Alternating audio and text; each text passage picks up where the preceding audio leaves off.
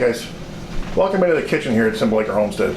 Tonight Cindy and I are planning to do some quail eggs, boiled, pickled.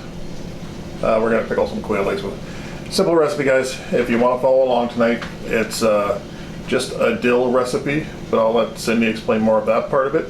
I'm going to focus on getting these eggs boiled, getting them peeled. Cindy's going to work on the brine, and we'll get this wrapped up tonight. We're hoping to make about 4 500 milliliter or 1 quart. I think 1 quart. Actually, 1 quart a liter. That'd be good to know. That would be good to know. Sorry, we get a little confused sometimes with the different imperial versus metric. But anyway, we plan to make 4 or 500 ml jars tonight. So I have in this bowl here, I have some eggs that I'm doing flow test on, and the reason I'm doing that is just to make sure that none of them have gone bad. I don't see anything floating. If nothing's floating, then they're all good to go. I have the water boiling, and I have a basket ready to go in. So I'm going to put it in here. I'm just steaming the eggs. I find it just a little easier. They don't break apart and blow apart as much as if they would if you were boiling the water. And this should take about 10 minutes.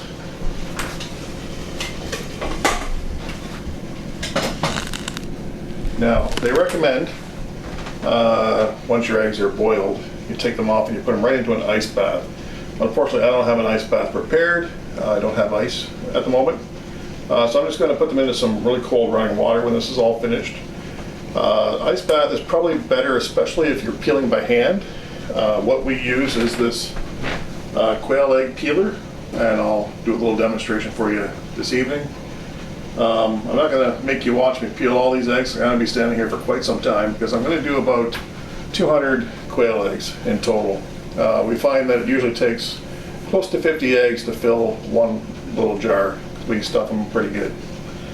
So let's see how this turns out. While Bert's busy steaming the eggs, I'm going to start on the brine, and I did look it up. A quart is the equivalent of about a liter, so what I've measured out here is going to be twice as much brine as I need. I'll be saving it for another date. So I'm just going to give you the measurements for a single batch. I've quadrupled it, but this is the measurements for 1 liter or 1 quart. So we're going to start with 3 cups of white vinegar. And keep in mind, I have a lot more than that in here.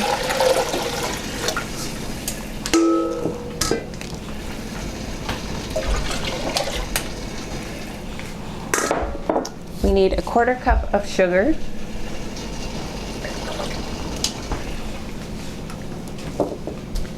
And a tablespoon of salt.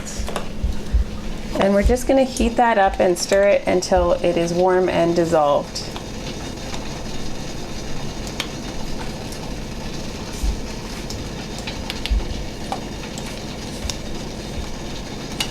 I'm going to edit some of this out because this is way too much.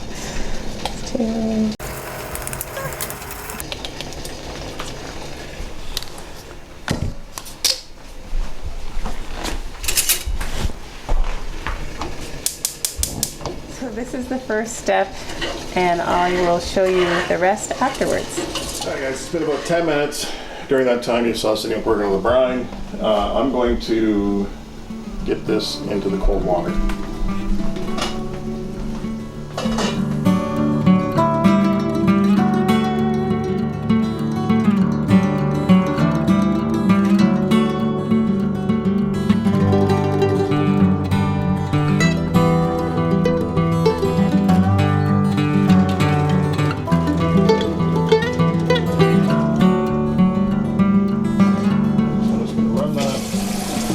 Cold water, let it cool down for a bit. In the meantime, I'm going to get this next bunch in here and let this steam for another 10 minutes.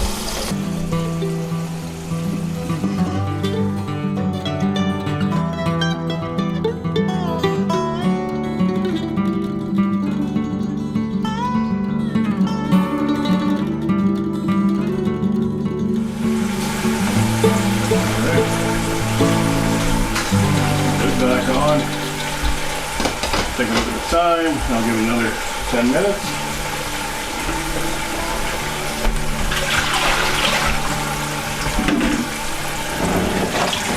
meantime, I'm gonna let these guys cool down a little bit, and then I'll show you how the peeler works. So we did have one blow up. I must have, I'm guessing I probably cracked it when I put it in the steamer, but I'll just feed that to the jar. Alright guys, I'm going to give this a whirl, see if these are cool enough now that I can try to run them through the machine. With this machine, one of the tricks is to keep it wet. So that's why I've got the big tray under it, and so I'll keep it wet. It seems to, if you don't, what happens is the shells get stuck to it and just keep spinning and spinning. So we'll see if we give this a whirl. What I do, some people will put the eggs in a pot, shake them up to get the shells to crack a bit. I just roll my fingers around against the, put the egg between my fingers and the bowl, and just kind of get the shell to crack up a bit. So you put it on here, and if all goes well, it peels the egg. So I have, like I said, about 200 of these to do. I'm not going to make you watch that whole thing, but once I get a few gathered up, I'll bring it back, or I'll just speed up this process a bit so you don't have to watch it until time.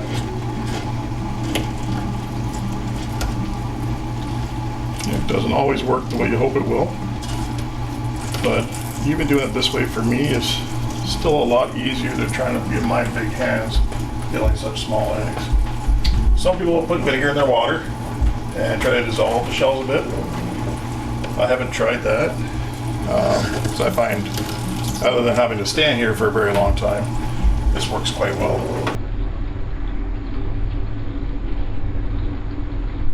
Okay, so in addition to the brine, I need to prep the jars for the eggs. If these were actually 1 quart jars, like 1 liter jars, it would be 2 cloves of garlic, but because they're 500 milliliter jars, I'm only going to use 1 clove split up into each jar. In addition, I'm going to add 1 bay leaf to each jar. And that is all the recipe calls for, but every time we do it, we also add some dill. And this dill is fresh from our own garden, it's self-seeded, and it is popping up again. So no complaints about that. So now we just wait, and when the eggs are peeled and ready to go, I'll stuff them as full as I can and top it off with brine, seal it, and let it sit.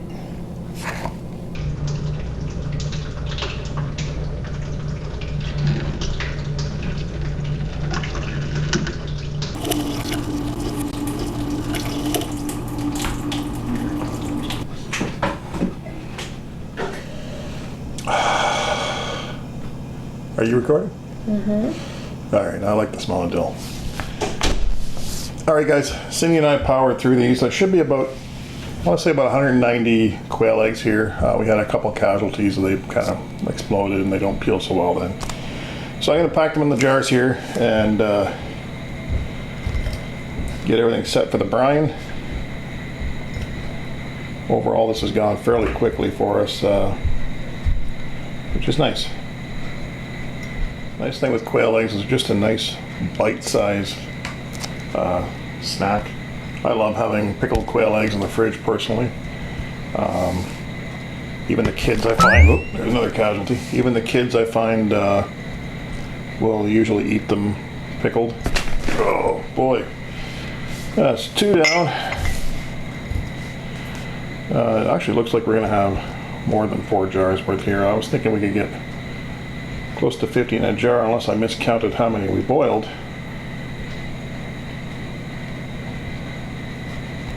I don't think we can get anywhere near 50 in a jar, actually. Yeah.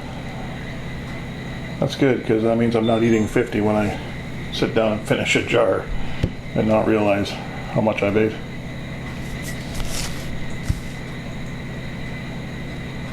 Alright, so the good thing is Cindy made lots of brine, so we will have no problem making a couple extra jars here. I'm going to clean up my mess on the floor, and I'm going to hand this back over to Cindy. Okay, so I guess my math was off tonight. Way off. Way off. Way off. All right, so in my favor though, we got twice as much pickled eggs. So, So we threw together 4 more jars, double what we started with. yes. And now the brine. I'm just gonna add it and keep adding till I've covered the eggs and seal it.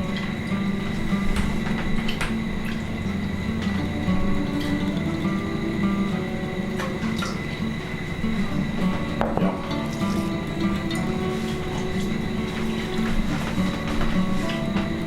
And then it sits for how long? About a week if you can wait. You don't have to, but it takes about a week to take on the full flavor in the fridge. So it's probably worth noting, guys, and mentioning here that this is not a shelf-stable recipe. We don't know of one ourselves, so we tend to make one that goes in the fridge. It doesn't matter because it doesn't last that long. Yeah, that's what I was just going to say too. It doesn't last long enough for us to worry about it. And just so you know, I don't know if it's the dill or what it is, but the garlic after a few days will turn green. It's perfectly fine, but it'll turn green. Takes on the color. Turns out we probably will still have some extra brine left. Our measurements were so off today. Okay, that's it. I'll still have to put away quite a bit of brine for next time, but I'm sure we'll make more soon. Voila.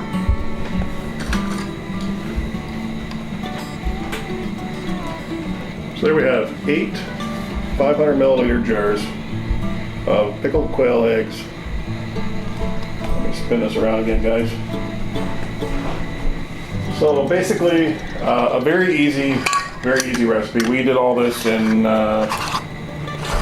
an hour and a half, start to finish. That includes the fact that we're recording here, guys. So that's pretty good. So we're quite happy to have that done. Get this video out to you as well, so you can try this at home. Yeah, do try this at home. And there are so many different recipes, guys. We like dill. It's basic, but it's something that we can feed to the kids and we can all eat and enjoy. But there are many recipes. You want to get into peppers, you like to spice it up a bit or like that, you knock yourself out. But for us, we keep it a little tame. But that's Some people also throw beets in there just for the color. yes. If you put beets in with your pickled eggs, they'll turn the color of the beet the purplish Pink. pink kind of color. So that adds another conversation piece when you're serving those. All right, guys, I think we're going to wrap this up, and we will catch you next time. We may or may not have you back in the kitchen sometime soon, because we've got some pretty wet weather right now, and it's not really suitable for filming outside. So Yeah. thank you for stopping in, and we'll see you next time. Bye. Bye-bye, guys.